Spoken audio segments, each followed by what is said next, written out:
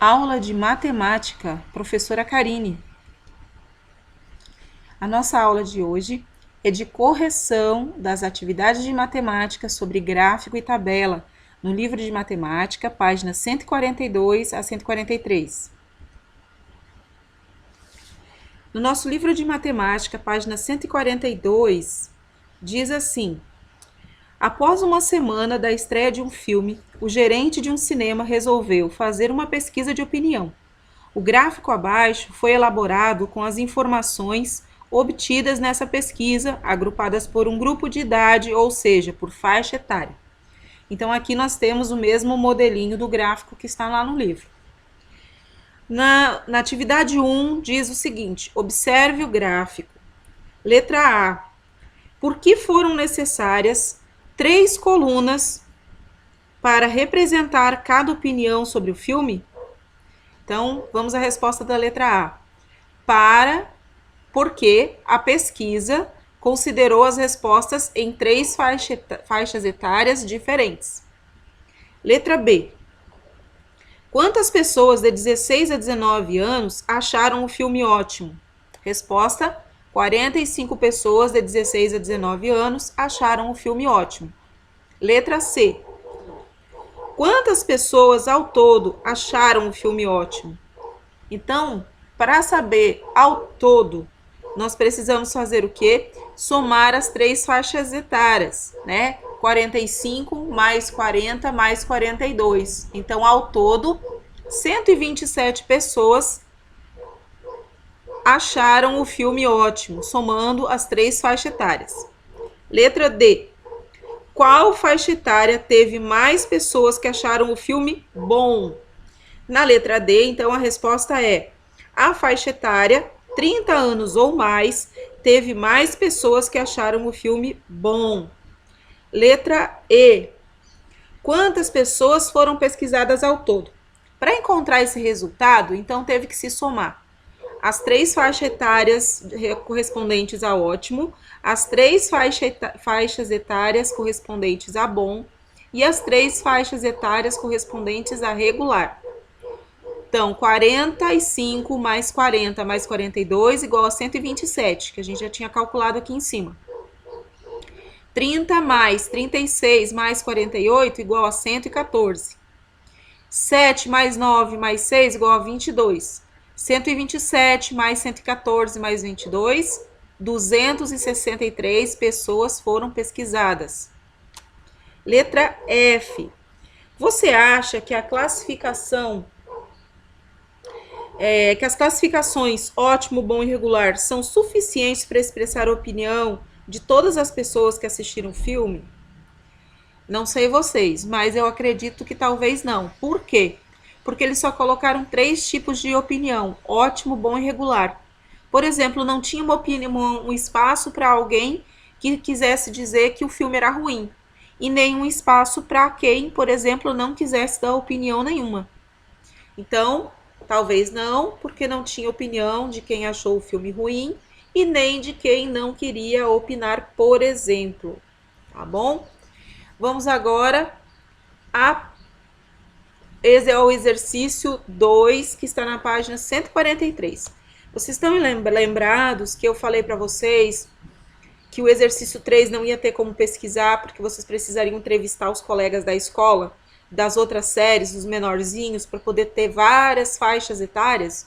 Então, nós vamos corrigir somente o exercício 2. O exercício 2 na tabela, eu já tinha dado para vocês parte das respostas, né, para explicar, para vocês entenderem na aula, no vídeo anterior. Então, agora diz assim, né? Preencha a tabela abaixo com os dados do gráfico da página anterior. Então, vocês iriam olhar lá no gráfico e transpor para cá as informações. Então, aqui nessa primeira parte fica o quê? As opiniões. Então, a opinião e aí aqui a classificação: ótimo, bom e regular. E aqui nessa coluna fica a faixa etária. Então, de 16 a 19 anos, de 20 a 29 anos, de 30 anos ou mais. Então, aqui nós teríamos que colocar quantos que acharam ótimo, quantos que acharam bom e quantos que acharam regular. Então, da primeira faixa etária, 45 acharam ótimos, da primeira, 30 acharam bom, e da primeira, 7 acharam regular. De 20 a 29 anos, 40 acharam ótimo, 36 acharam bom e 9 acharam regular. De 30 anos ou mais, 42 acharam ótimo, 48 acharam bom e 6 acharam regular, tá bom? Essa aqui, então, é a resposta da tabela do exercício número 2. Agora nós vamos à correção das atividades de matemática, das atividades do capítulo, que está na página 144 e 145, tá? Não é 149 aqui, é 144 e 145. Vamos lá, no exercício número 1, dizia assim, nós tínhamos aqui tipo como se fosse um probleminha, na verdade, e nós tínhamos que resolver aí. Vamos lá, diz assim: Benjamin caminhou pela praia por 5,47 quilômetros, né? 5 quilômetros e 47. Depois caminhou 2,09 km, né? Até o veterinário para buscar o seu cachorro. E eles voltaram juntos para casa, por outro caminho. Aí, letra A pergunta o seguinte: se Benjamin caminhou ao todo 10 quilômetros, então quantos quilômetros o cachorro caminhou junto com ele? Faça os cálculos usando o ábaco que você construiu e em seguida registre abaixo as operações que você fez e a resposta. Bom, aqui está falando de um ábaco, né? Então você poderia ter desenhado, não construído exatamente um ábaco, mas desenhado um ábaco no papel, né? Aquelas coluninhas para colocar as bolinhas, as argolas, né? Para você não se confundir, não é isso? Então vamos lá. Primeiro, quantos quilômetros que o Benjamin andou pela praia e depois que ele caminhou até o veterinário? Então ele caminhou 5,47 quilômetros, depois até o veterinário 2,09. Então ele andou um total nesse trajeto aí de 7,56, não é isso? Mas aqui diz que se ele andou ao todo, quantos quilômetros o cachorro caminhou junto dele? Então eu tenho que pegar o quê? O valor total que eles dizem que é o ao todo, né? Que é 10 quilômetros. Então eu vou fazer 10,00, que é 10 quilômetros, menos o que eu calculei que ele tinha caminhado, que era 7,56 km. Sobrou o quê? 2,44, 2,44 km. Bom, 2,44 km é o trajeto que o cachorro caminhou junto com o Benjamin.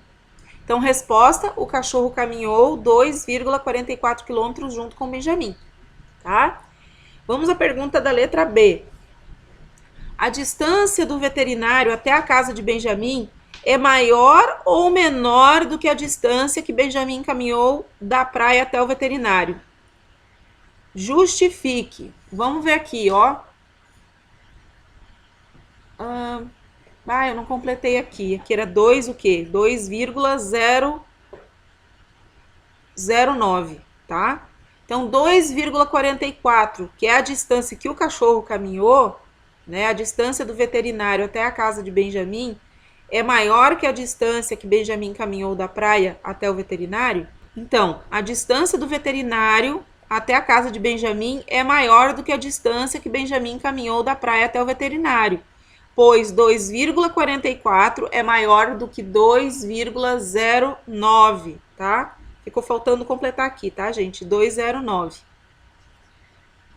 Vamos lá. Pergunta número 2. A pergunta número 2 são continhas de frações, né? Que nós vamos aplicar o nosso conhecimento de frações. Em uma construção, no primeiro dia foram colocados 1/4 dos azulejos de uma cozinha. No segundo dia foram colocados mais 2/3 dos azulejos. Exemplo, então, da resolução. Vamos ver como é que a gente poderia resolver agora essa resolução. Que fração dos azulejos foi colocado nesses 2 dias? Então, no primeiro dia foi colocado 1/4. E no segundo dia, 2/3. 1/4 e 2/3, como que eu vou encontrar aqui, como que eu vou conseguir fazer essa soma se os denominadores são diferentes? Então, eu encontro o quê? Uma fração equivalente. Vocês lembram como é que a gente calcula a fração equivalente nesse caso aqui? Lembra que você tem que pegar o denominador da outra fração e multiplicar pelo numerador e denominador? Então, a primeira fração é 1/4. Na segunda fração, o denominador é 3. Então, eu pego 3 e faço 3 vezes 1, que deu 3. 3 vezes 4, que deu 12. Então, eu achei a fração 3/12, não é isso? Aí, agora eu tenho a segunda fração, que é 2/3. O denominador da outra fração é o quê? 4.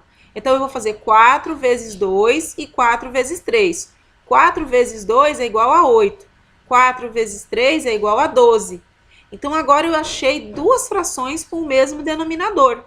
Então, o que eu vou fazer? Só vou somar os numeradores. 3 mais 8 igual a 11. 11/12. Resposta, foram colocados 11/12 dos azulejos nesses 2 dias, tá? Facinho. Vamos lá, a resposta da letra B. A letra B diz assim: que fração dos azulejos ainda precisa ser colocada? Se eu achei aqui 11/12, né?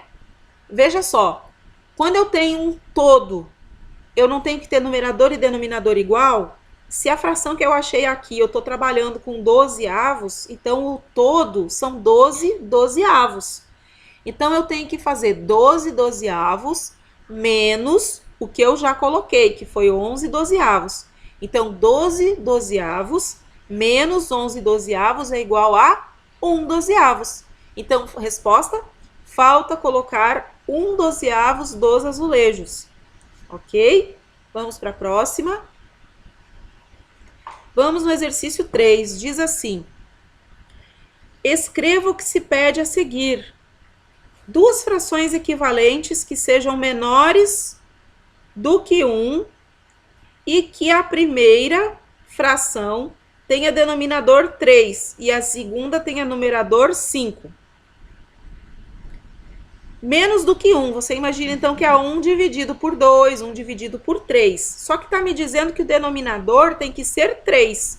Se o denominador é 3, então a minha fração é o quê? 1/3.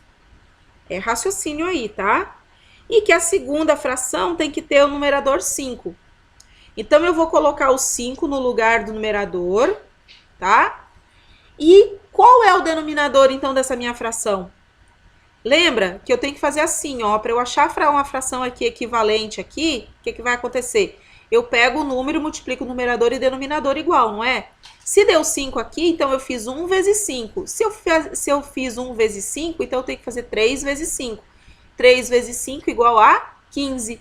Então, a fração é o quê? 3/15. Então, aqui tem uma outra fração, né? Que seria 2/3. Para eu achar uma fração equivalente, então eu vou multiplicar, por exemplo. Se eu multipliquei aqui por 5, 2 vezes 5 igual a 10. 3 vezes 5 igual a 15. Vamos à fração, então, agora. Letra B diz assim: uma fração maior do que 1/3 e que também tenha numerador 1. Então, uma fração que seja maior do que 1/3. Para ser maior do que 1/3, vocês lembram que, como é que eu considero maior? Eu olho para o denominador. Se o meu denominador é 3 e a fração para ela ser maior, o meu denominador tem que ser um número menor. Por quê? Porque quanto menor o número, significa que maior é a parte. Então, aqui o que acontece? Se eu tenho 1/3, uma fração maior do que 1/3 seria 1/2, tá? A resposta, então, da letra B é 1/2. Letra C. Uma fração maior do que 1/3 e que também tenha denominador 3. Seria, então, 2/3. 2/3 daí é maior do que 1/3, não é isso?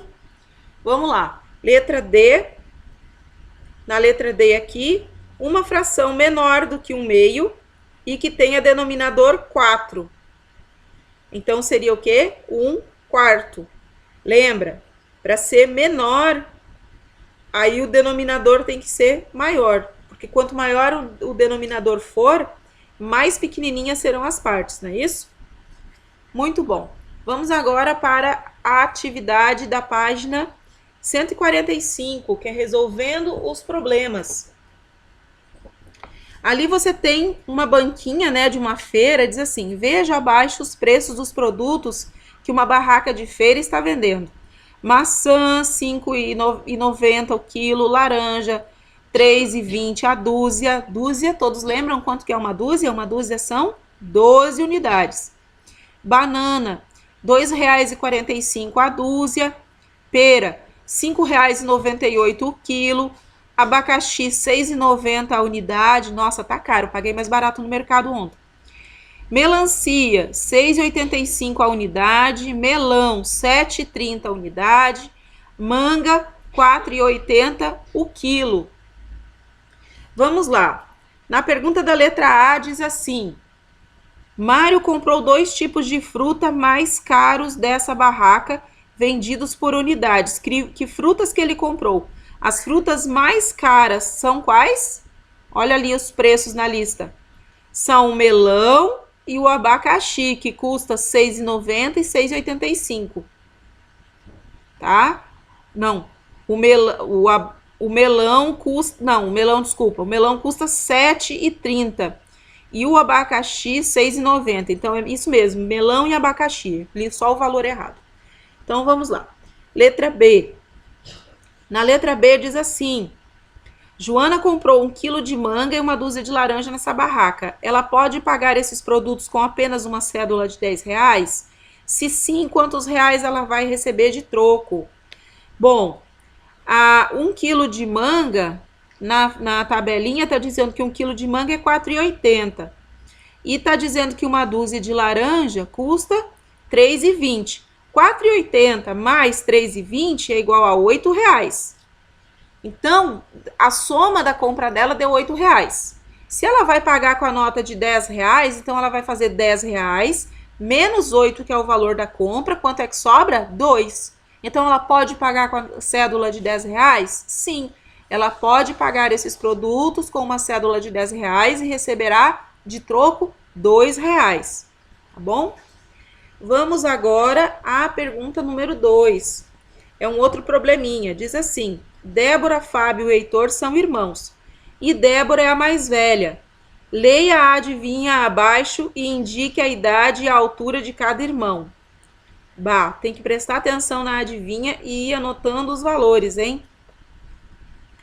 Diz que Débora é 1 ano mais velha do que um de seus irmãos e 6 anos mais velha do que do outro. Aí diz que Fábio tem 1,68 m de altura e que Heitor é o caçula dos irmãos e que tem 8 centímetros a menos do que Débora e 12 centímetros a menos do que o outro irmão. O irmão do meio tem 21 anos. Bom, irmão do meio tem 21 anos. A gente sabe que a Débora é mais velha e diz que ela é mais velha do que um dos seus irmãos, 6 anos. Então, o caçula é 6 anos a menos do que a Débora, não é isso? Vamos lá. 12 centímetros. 12 centímetros é 0,12. Então, vamos achar primeiro aqui a questão da medida. Fábio tem 1,68 e o caçula dos irmãos tem 8 centímetros a menos do que Débora e 12 a menos do que o outro irmão. Então, vamos fazer a diferença entre Fábio e Heitor. Vamos fazer aqui, ó. 1,68 menos 12 dá 1,56. 1,56 mais 8 centímetros, que é a altura de Débora, achei 1,64. Vamos lá. 21 mais 1 é igual a 22. E 22 menos 6 é igual a 16. Vamos ver aqui que medidas são essas, então. 1,68 é a altura do Fábio. A altura de 1,56 m vai ser a altura de quem? Do Heitor. Heitor é o caçula, tá? A altura da Débora é 8 centímetros mais que a do Heitor, então dá 1,64. Não é isso? Está dizendo ali 8 centímetros, 8 centímetros a menos do que a Débora. Então aqui fez a soma, faz a operação contrária. Agora vamos ver a questão da idade, né? O irmão do meio tem 21. A Débora é um ano mais velha do que um dos seus irmãos. Então 21 mais 1 igual a 22. Então o irmão do meio, que é o Fábio, tem 21 anos e a irmã mais velha tem 22. Aí diz que a Débora tem 6 anos a mais do que o outro irmão.